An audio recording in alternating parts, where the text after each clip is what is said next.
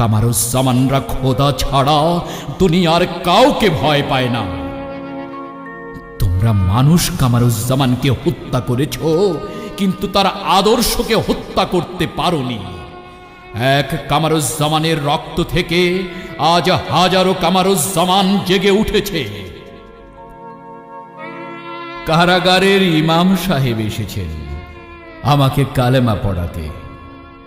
হে ইমাম, তুমি জানো কি, তুমি যে কালেমা পড়িয়ে রিজিকের সন্ধান করো, সে কালেমা প্রতিষ্ঠার অপরাধে আমাকে হত্যা করা হচ্ছে।